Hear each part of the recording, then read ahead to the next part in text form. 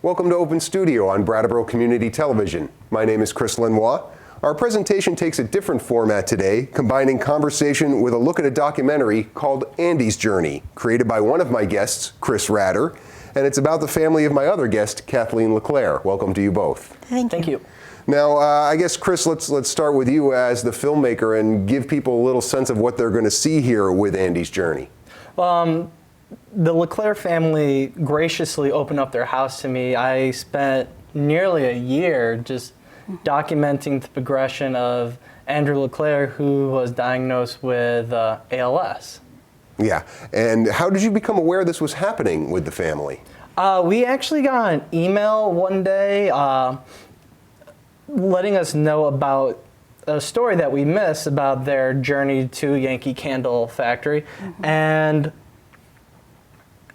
I was already playing with this idea of trying to document hospice and document terminal illness. So the idea of this was already in my head 2 to 3 weeks beforehand, and then the email came and it was almost like fate intervened. Okay, now we should say, when you're saying we, I didn't introduce you. I introduced your name, but you are the multimedia manager for the Brattleboro Reformer Photographer, but also that now expands into video. So I think multimedia manager is probably a fair title for you. Editor, yeah. You like that, right? Yeah. Right, and you do a lot of videos.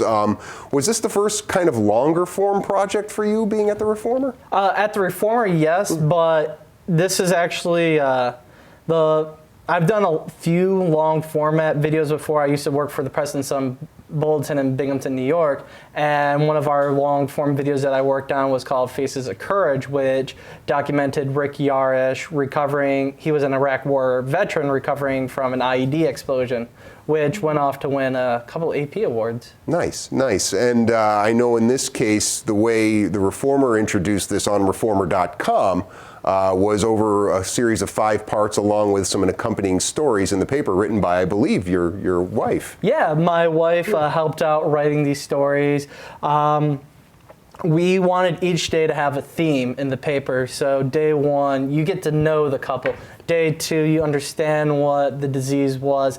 Day 3, the help that encompasses everything needed in a terminal illness. Day 3 was more about the help around what kind of care that it takes to help somebody with terminal illness. Day 4 was the progression of the disease, and day 5 was the passing. Yeah, and I know this all premiered sometime right around the first week of January of 2017. Third week of January, thank you. Yeah. And it was all stuff that took place kind of the spring and summer beforehand, right? It started December 8th, 2015. Okay. And then it went till he passed on. Till he passed, and well, even after. That's right. Yeah. There was still some post, and Kathleen. So let's turn to you. I mean, this is about Andy, your husband, and not only him, but also your family. Yes. The decision for you and your family to let Kris in to do this work. I mean, I've seen it. It's very powerful. Talk a little bit about the decision that you made and the conversations you had as a family. We did talk. We knew that it would be a little uncomfortable because we've never had anyone document our life before, but Andy and I decided that it's good to get the information out there because there are a lot of people that don't know what it is like to go through the caretaking and of someone who's passing at home, and the more you know out there, the better. Yeah. The better support you get. And was it important to you more so with regards to that care, or in addition, I mean, ALS is one of those diseases that people hear a lot about, but not necessarily know a lot about. Right. There are a lot of people, yes, even with the Ice Bucket Challenge. Right. People know about it or know the name, but don't know what goes along with it. And a lot of people don't know that it can be hereditary. And Andy's family has the hereditary type. They know the gene. So we wanted to make sure that people out there knew that it's not only sporadic, you know, his brother also had it, and his sister, and they went and passed within a year from their diagnosis. Andy was a little longer. He took 2.5 years. Yeah. Yeah. And I remember in the video, Yeah. he talks a bit about that as well as his Yeah. family. Now, you wanted to get back to that point, and nobody had ever done this before, filmed you in your day-to-day Yeah. life. And I've heard, like, reality TV people or people who are subjects of documentaries say eventually you don't even notice the camera is there. Was that your experience? Was Chris doing a good job of being, you know? Well, we gave Chris almost the key to the house. We just said, come whenever you'd like, you know, because Andy and I also talked, and I think Chris did too, but he wanted to see us in our everyday work, and some days I'd be in my pajamas, you know, hair undone and running around, and but we didn't mind. He was very courteous and kind, and he's like one of the family now. I mean, even the kids love him, so. I think I showed up at 8:30 on Christmas Eve. He did. For the first time, or? It was close. It was within the first 3 weeks. Yeah. Well, and I know back we did a conversation on the radio when this premiered back in January, and at the time you talked about this, but seeing the film, reading the accompanying articles, you feel Andy would have been very content with what was provided here. I think Andy's, I kept thinking all week, what was his message? His message would be support. Love, support, faith. Faith helped him a lot. But knowledge of, and just have your family around and let them know every step and make sure that they know what's going on. You know, but he just really wanted to let everyone know, because now our children have a chance of carrying the gene as well. So it continues. Yeah, so I mean, your family are characters in this. A lot of services in town are characters in this. Brattleboro, in a way, is a character in this with your history here. And let's pause this conversation and present to the audience out there Andy's journey, the struggles through ALS, and then we'll come back and reflect with Chris and Kathleen. Brattleboro resident Andrew LeClaire opened his home and his heart to show the struggles of ALS. Journey as we explore the effects of ALS on the person, the family, and those around him.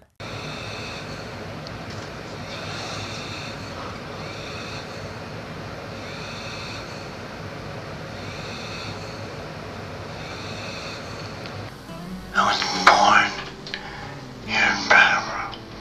We moved to a suburb of Chicago when I was about 3. So I was brought up, you know, in Illinois until at about 12 we moved back here to Vermont. I had a pretty normal childhood, early 70s. I think I was 16. We met at 10 a.m. Saturday morning, bowling league. He was 16, I was 14 and a half. And then shortly after, him and his cousin would come visit. And we started visiting her over in Hinsdale. And it just kind of took off from there. But yeah, and then we were just really good friends, and then we dated for a year and a half, and Well,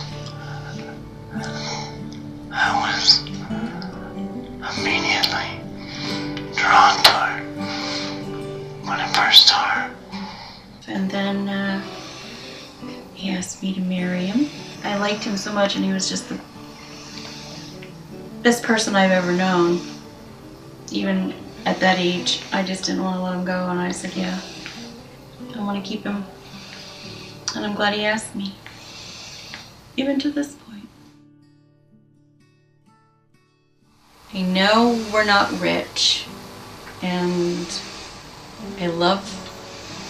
we did take vacations, and I love going to the ocean with him. He had never seen the ocean until he was 17. I love the look on his face when he saw that.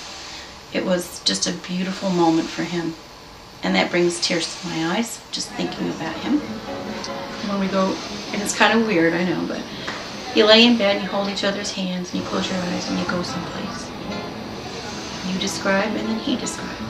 And you describe a little bit more, and he describes a little more. You know, you kind of giggle. Those are memorable. It was free, that's right. It was free and it was ours. I was diagnosed in February of 2014. After he took the lab test, when they took the blood and did the lab testing, it took about 3-4 weeks to get the test results. We had time to sit and think about it, discuss it. We kind of knew, kind of hoping for a different diagnosis. But when the doctor told us, it was matter of fact. It just felt like a matter of fact thing. It didn't feel like a big surprise. Primarily, I believe it was his limbs to start with. And he had a genetic form of the disease, which just shows that you don't need any environmental influences in some cases. How scary it is to have an autosomal dominant form of disease. The ALS. It's hereditary in my family. My brother, my sister, both died within a year of diagnosis. From the time of diagnosis, it's usually about between 2 and 3 years. But we have outliers. We just knew it was going to be his journey, and I'd be right there with him.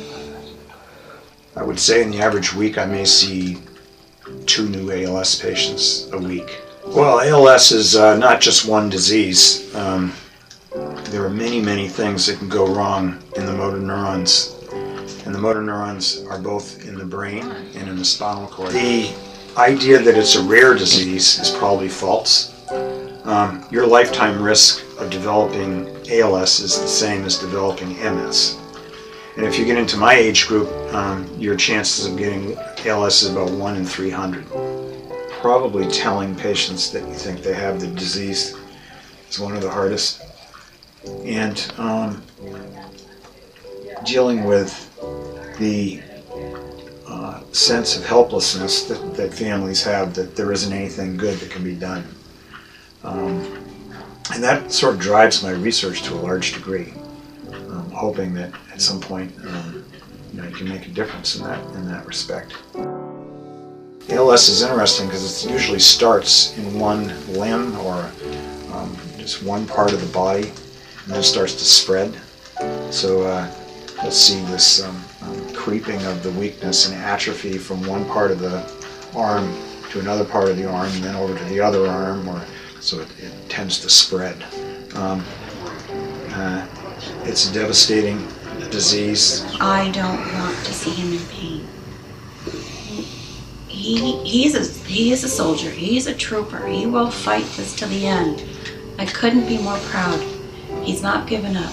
That hospice, it seems really scary because it's the last part of your life, but it can be a wonderful experience. We certainly can take care of people in their last hours or minutes of living right before they die, but the types of relationships that develop over months, as in Andy's case and his family, provide a richer and I believe more meaningful experience at end of life for individuals. We draw from the expertise of multiple healthcare professionals. I do Andy's personal care, bathing, that sort of thing. I help coordinate care for Andy, like with his other providers. I am his nurse. I go visit him 3 times a week on the average. I check in with him 5 days a week. My official title is Spiritual Counselor with Bay Island Hospice. I coordinate the hospice volunteers that visit him. I'm a physician. I'm the medical director for Bay Island Hospice in Vermont and New Hampshire. The amount of joy that I feel in what we bring to dying patients' lives in their home on a daily basis makes those times of sadness very much in context of what we've given to their lives. Hospice is work with living people. And again, we have the privilege of getting to know them and get attached to them sometimes. Andy doesn't say anything negative. He's just a really sweet person. And I've learned that you don't have to be negative. You can, be positive, and even in his extreme situation, he can find positive things and always look on the bright side. They're the sweetest family in the world. And everybody's very helpful, and we just let Andy call the shots as to what he can do, and then we just assist and make sure it's done safely. You just want to have my phone, don't you?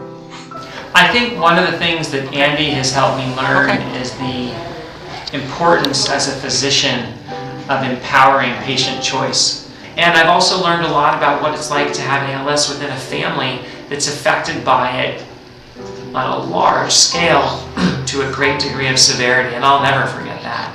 I think the one difference that you can make as a healthcare provider is to make sure you pay attention, just to be there for the family or the patient, to answer questions and to intervene where you can.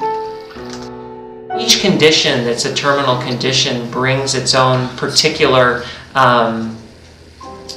challenges. Because you never know what we did yesterday may not be anywhere near where we are today. So, and then maybe what you did yesterday was a bad day and today's a good day. So it's really more the where are we at today type. One has to talk about things while the person with ALS still has a voice. And if it comes to the point where those discussions had to be had when they don't have a voice, then questioning has to be simple enough for them to be able to respond in a yes-no fashion by using their eyes, by squeezing your hand. There are some aspects to his experience and to their experience and to his life that are meaningful, and it's not all doom and gloom, and we're all mortal and we're all going to die. In the case of ALS patients, everything is sped up and disabling in a very rapid fashion. There's a lot I can't do, but I miss taking walks with my wife, and holding hands, and walking. We don't even have to talk. Since he has his chair, his motorized chair, I make sure that the weather's good and said, Andy, it's a good day for a ride. Let's get you outside. Make sure he got every day possible out of his life outside in the air, be part of the world. I knew that was important so that he would have happy days, And then there's a simple thing, like picking up a glass of water and just guzzling it down.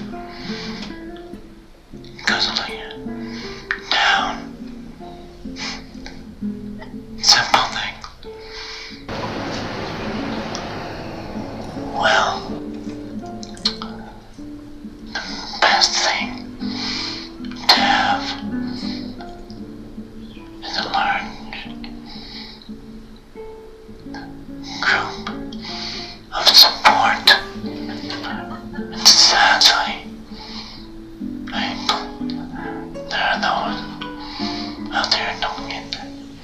We also are preparing the little ones, the grandchildren, teaching them everything we can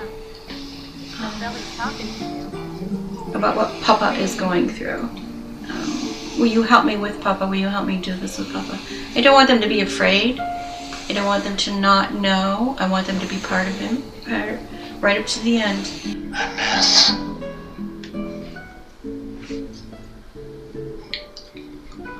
getting on the floor with my grandchildren and playing. Yep. And just letting our imagination take its way with it. I got a lot of joy out of that. In my case, I've got my family, which I love very much. But I also have my faith. I'm a Roman Catholic. I think it's very true. And without Mary, Mother of that God, faith, pray for us sinners, now and at the hour of our which in death. me is very Glory be to the Father, and to the Son, and to the Holy Spirit. without that, I don't know. I want you to pray hard. Faith will save the sick persons, and the Lord will raise them up. If they have committed any sins, their sins will be forgiven them. There have been some obstacles where we couldn't get to the ocean this year, which is one of his last things he really wanted to do, but we couldn't manage to get funding or a vehicle or some kind of transportation to get him there comfortably and have a nurse with him, because anything could happen on such a long trip. How does your team deal with the frequent occurrence of the death of your patient? The answer to that question is a highly individualized matter. It's highly personal as well as professional in terms of what our own selves feel at the time of a person's death.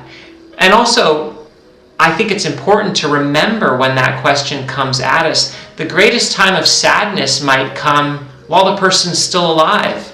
The greatest time of sadness might come 5 years later when you drive by their road and remember them. You know, he's so brave. I call him my hero because he is. He's the only person in my life that I can say he's my true hero, because he's facing this disease and he's so brave. He's amazing. He's got so much strength, and he teaches me something every day that I go there. I learn something new from him. I could write it down. I can't remember offhand, but it's just amazing. But just the strength that man has. I'll help Dad. As far as ALS goes, everybody progresses differently, so it's difficult for me to say how they should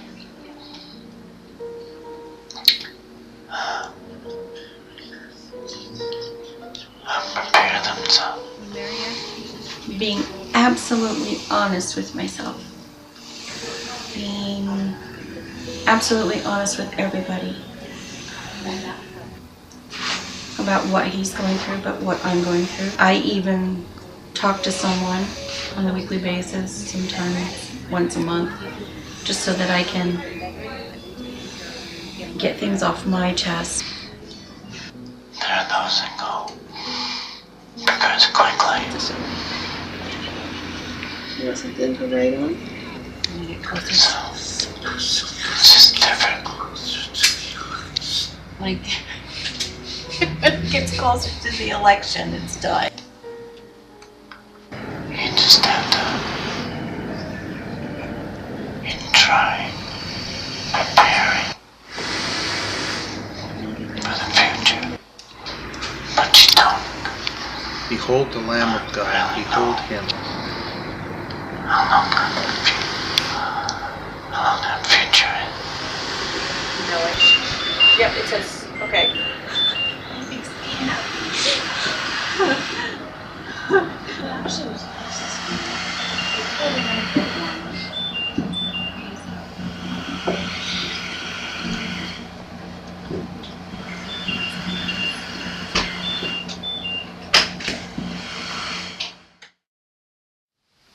get used to the quiet.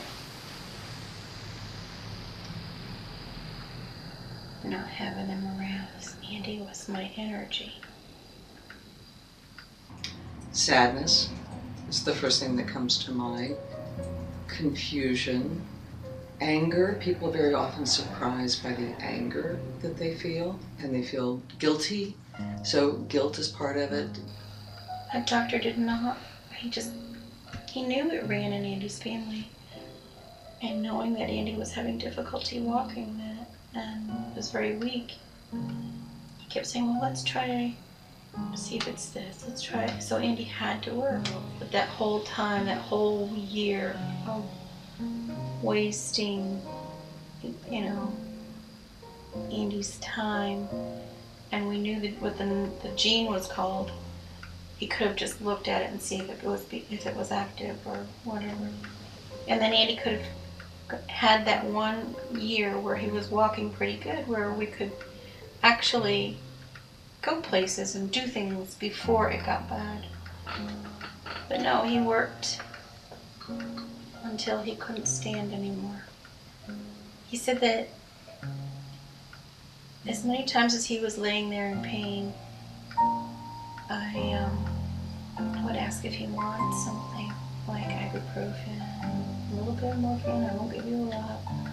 He said no. He says, Jesus suffered for us on the cross. I need to suffer a little bit. It's also very difficult to watch someone that you love suffer. So I think that's part of that feeling of, oh, I want this to be over. Not just to relieve me, but to relieve the one that I love of the suffering and the decline. He asked to leave because he couldn't do anything anymore. He couldn't talk. He couldn't use his hands, his legs. And when he asked to leave, all he said was pray. And then he said, go. I said, Andrew, do you want to meet Jesus? You want to go with Jesus? Do you want to go with him today, now? And he goes, I said, really? I said, okay, you can go.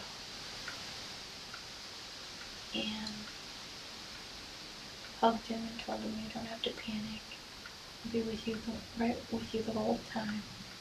And later I talked to myself and said, I feel better about him making the decision and not something I had to do.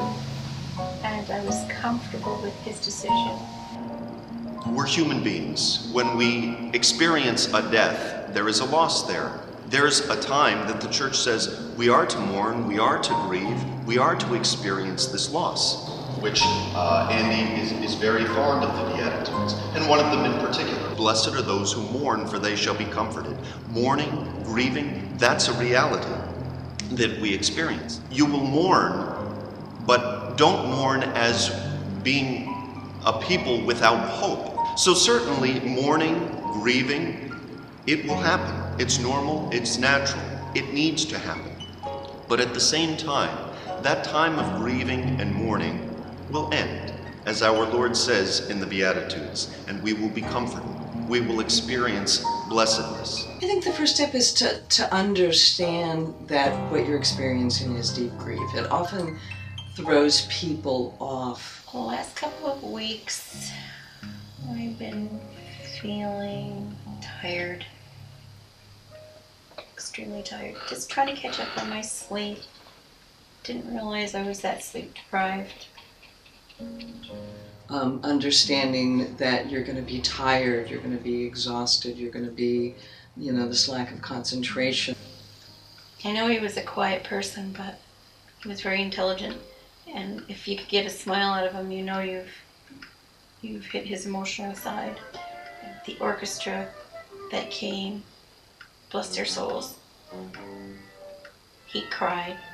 He had tears. He didn't sob, he just had loving tears for what he was hearing.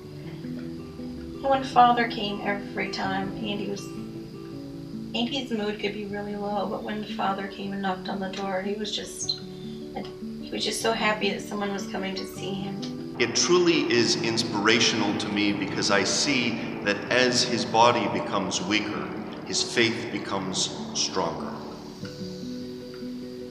I see him before the disease.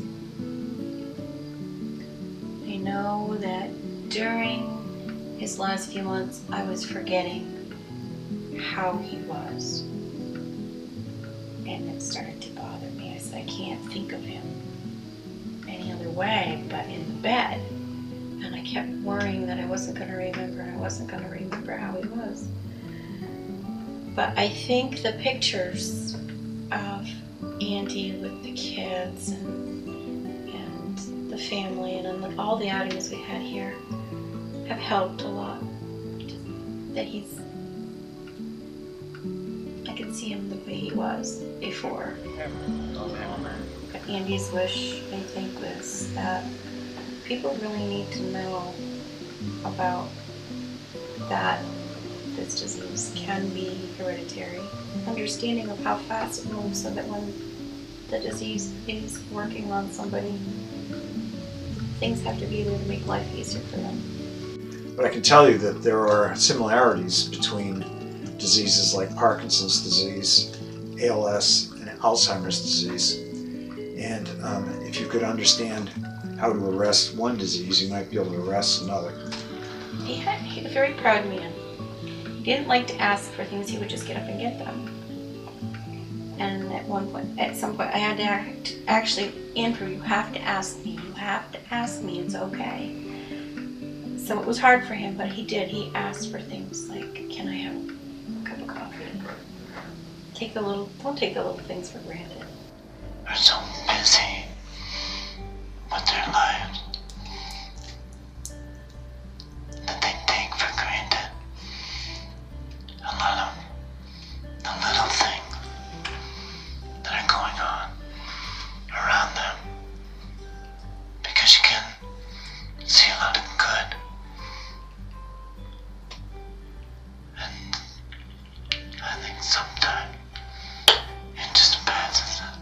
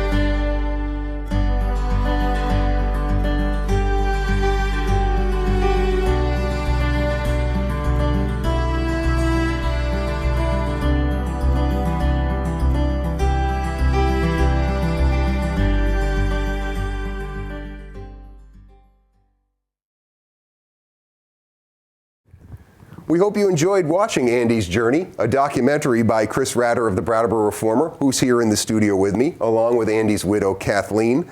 And Kathleen, I want to ask you now, since we're about 9 months roughly taping this after Andy's passing, where your family is right now in the process. I know it's a situation where grieving takes different fits and starts over periods of time. So tell us about where you are right now. As for grieving, I keep questioning whether or not I'm doing it. I think for the 2.5 years we knew that he had the disease, I think I went through every scenario in my head for 2.5 years. Am I going to cry? Am I going to scream? Am I going to have a fit? You know, am I going to be mad? I didn't do all that. So I've only cried really like 3-4 times, but it's always been at the cemetery where I've been talking to him. So you've gone and visited him? Oh yeah. Yeah. Together with the family, by yourself? The grandkids, I bring the grandkids. The 5-year-old who always walked around, Papa's my best friend, was always saying that, Papa's my best friend. We knew that she would have a hard time, so we had to walk her through the cemetery and had to explain that Nana bought Papa a wonderful bed, you know, and that this is where we keep him, you know, we're going to keep him here. And so if you need to talk to him, you can come here and talk to him, but he's always with you. And, you know, with things like that. But the kids, I think the 5-year-old had the hardest time. Well, your children were grown by this time, but that doesn't mean individually we all process these things in different ways, and also their proximity from where they are. They're both nearby. Yes. Our daughter's in Keene and our son is in Vernon, and they cried. They were there when he passed, of course, and we all cried, you know, and it just. Every now and then they tell me that they were thinking about him and that they felt him around, or you know, they felt, or something reminded them of Dad, and it's nice to remember all the good things and all the funny things that Andy used to do, and you know. What are some of those things, if you wouldn't mind sharing? Some of those things that come up and, you know, in the day-to-day that reminds you, oh, Andy would have appreciated that. Well, I have to tell you that Andy's sense of humor went right up until about 3-4 days before he passed. My daughter was feeding him some applesauce, and his sister Diana was on the other side of the bed, and I said, Dee, can you just make sure Andy's mask on his nose is on tight? So she went to touch it, and Andy went, and both of the girls stepped back, turned red, and Andy started to giggle a little bit. And his other sister, Vicky's on my bed, cracking up, laughing so hard. And Angel, who was feeding Andy, and his sister Titi, you, blank, blank, blank, blank. And, but it was a funny moment. I mean, he had humor right up until the end. He liked to make people feel comfortable. It sounds to me like it isn't necessarily a holiday, say Christmas or Easter. It's more of an everyday kind of random, you never know what's going to trigger a memory of Andy for you and your family. No, Andy was quiet. Andy was a quiet person.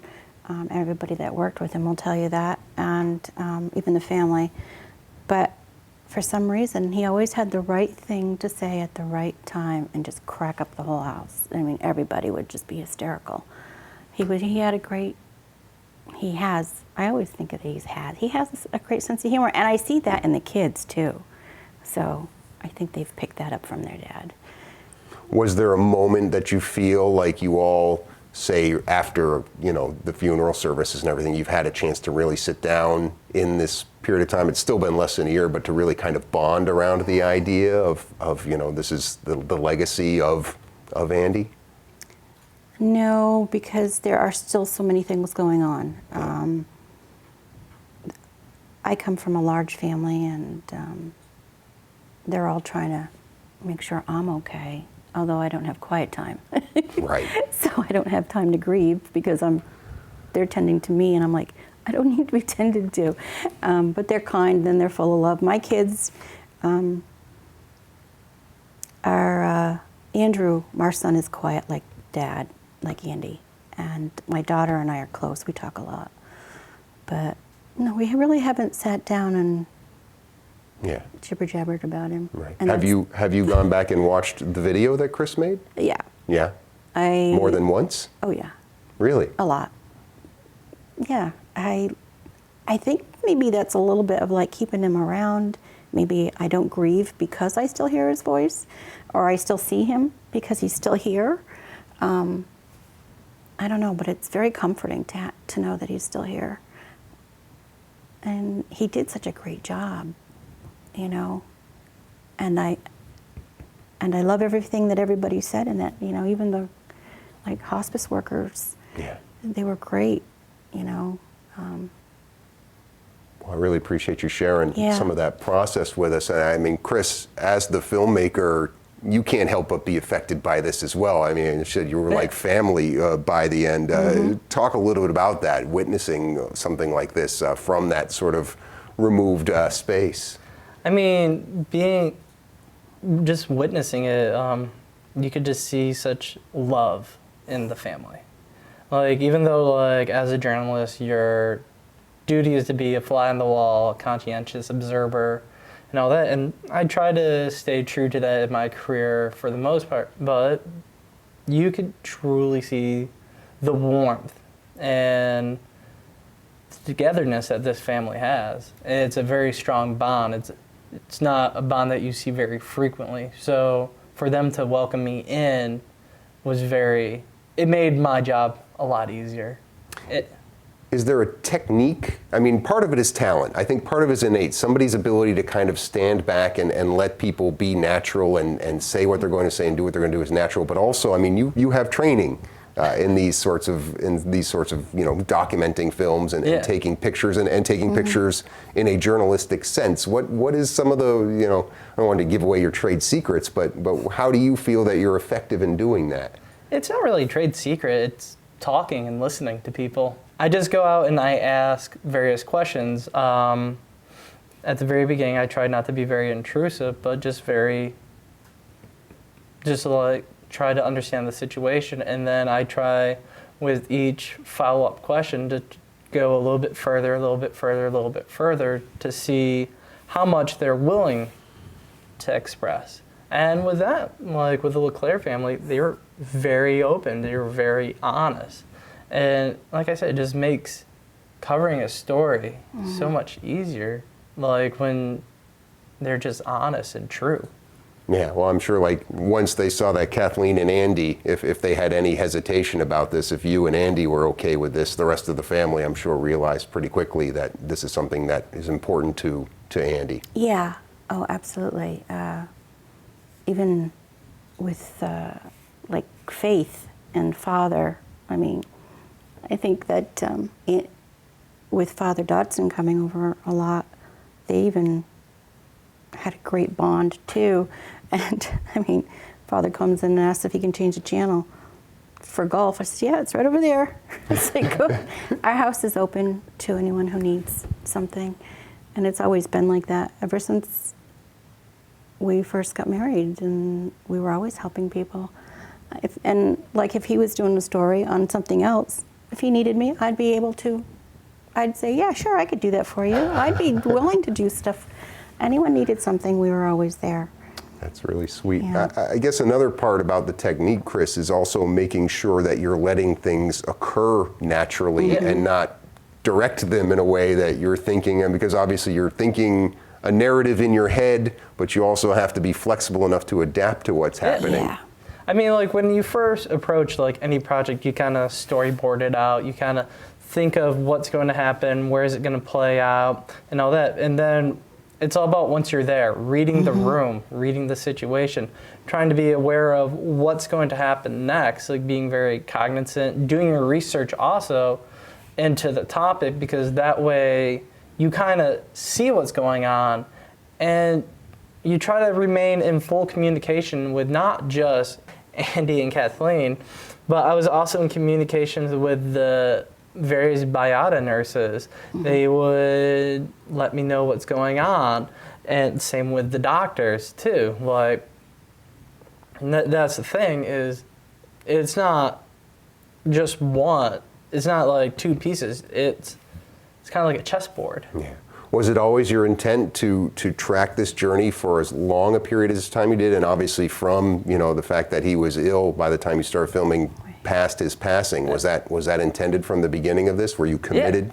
Yeah. My idea was to go all the way, or as far as they would let me go. Yeah. Yeah, well, it really is powerful work, and as said earlier, your family, certainly characters in this, but Brattleboro as well, and a lot of these organizations that were part of this, and I know that's something you wanted to highlight, Chris. You were saying you were looking at hospice stories, and we obviously here in our community have an aging population, a lot of supports, and I don't know, actually, was ALS something that was of interest to you as a topic before this, or was it more of just the care? It was more or less the care. Yeah. I was thinking like, I'll probably team up with someone with cancer or something like that, because it's very frequent, like you hear of that. But once I learned about Andy's case, I read more into ALS, and I was like, well, this is now a new aspect. ALS is now its own chapter in the story, because everyone knows cancer, everyone knows about other various terminal illnesses, but no one really knows too much about ALS. And Dr. Stommel in the video put it, it's usually because when people are diagnosed with ALS, they will either pass within 3 to 5 years of the diagnosis, and people don't live very long with it. Yeah. No. I want to get both of your impressions on some of these other institutions that are characters in this. So especially, Kathleen, you're somebody who grew up in this community, you and Andy, and Chris, you're not new to the community, but you've come to this community from another one. So you don't necessarily have to say how your views have changed, but your impressions of some of the different institutions that played a role. And start with the medical profession. And Chris, why don't you start off here? I guess, like, for the medical profession, like, it's kind of difficult in this area because it's such a rural area. You do have some facilities, but you wouldn't have as much as you would get in near a major metropolitan area. I mean, I grew up in upstate New York. We had Upstate Medical in Syracuse, which was a huge medical center. You had Binghamton that had 3 or 4 different hospitals. So, I mean, in New York, it seemed like wherever you go, you could get really top-line medical care within an hour's distance. Now in Vermont, it seems like yeah, the hospitals here are great, but to get specialized care, you have to go an hour and a half, 2 hours to Dartmouth, 2.5 to Boston, or to any other place that specializes in some of these cares. Yeah. Yeah. How about you, Kathleen? I heard you agreeing with Chris on a lot of things there. Absolutely correct. We had difficulties with getting equipment and things he needed from particular associations. By the time we'd ask for something, by the time it came our way, Andy was in a different stage. So it didn't help. So, and we've even been told we were too far away once, and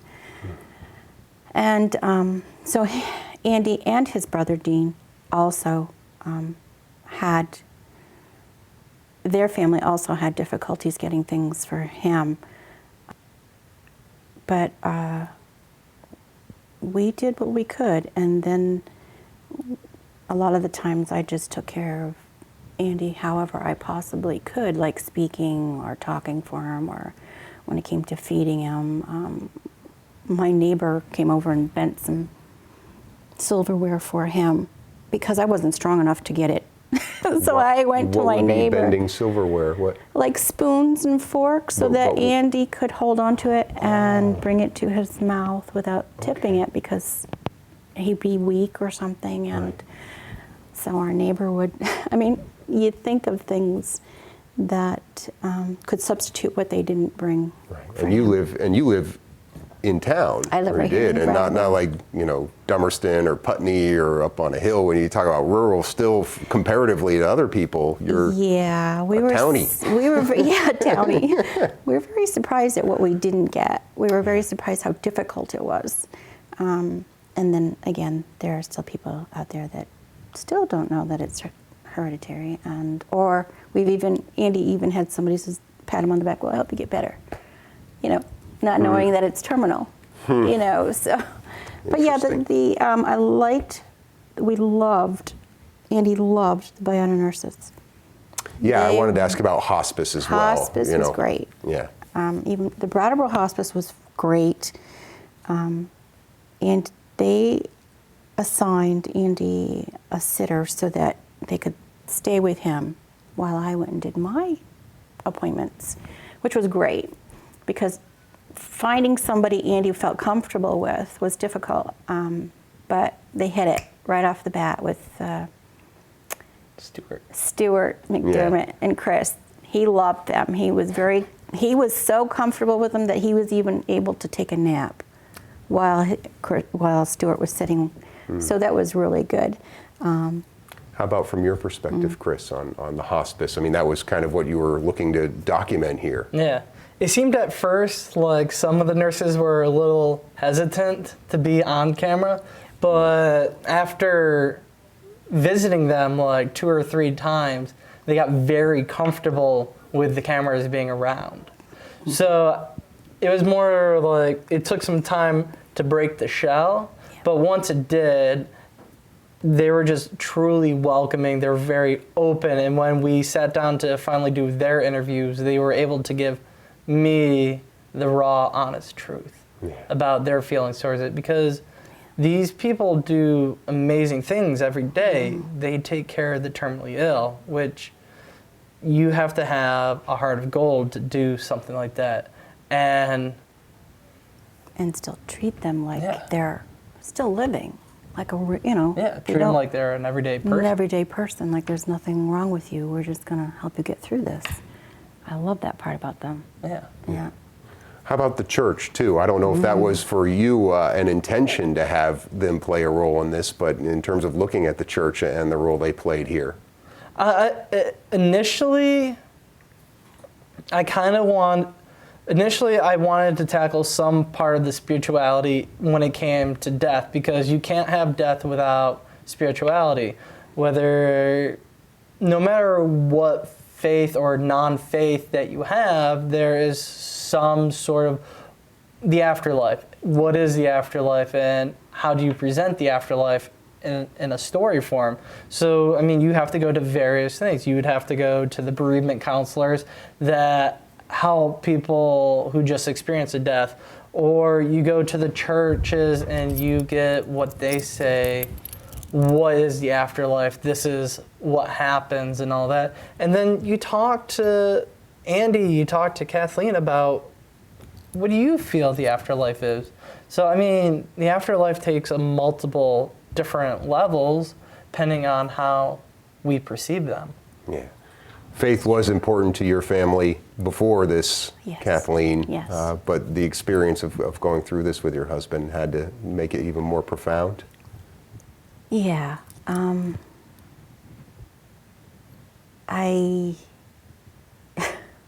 don't, if it wasn't for Father or for the church, it helps you keep on track, I think, in the present when you're, I don't know, Father was just really good. I don't know what to say. Sometimes that's all that needs to be said. We believe in God. I mean, we're Catholic. The people were great. Our parishioners were great. I mean, I love the church, our family. That's nice that that is like a community within the community. You have your neighbors who live around you, but you also have that community that you go to see, whether it's on a Saturday night, Sunday, or whenever you go to services. Andy missed going to church. I remember bringing him in with the wheelchair, or, and bringing him right down front, every Sunday, and until I couldn't, or he couldn't either, because it was difficult for me to lift him out of the car, but he, until he could no longer go, but then they came to us. So he never did he never had that stop of it being there. And I'm glad that it's videotaped. The church is videotaped for him, or I think BCTV does it. Yes. And so he always had that, he had his computer in front of him. He was always, but Father would come twice a week, Nice. It was great. I want to close just by asking you, and you spoke a bit about this before we watched the video, Kathleen, but that lesson, if there's one thing that people watching our conversation here, watching Andy's journey, that you would want them to hold on to, and Chris, I want to start with you as the filmmaker here. Obviously you had an intention, and you delivered a terrifically powerful story. What is that one thing that you think people should be holding on to from it? I intentionally left the last minute just him.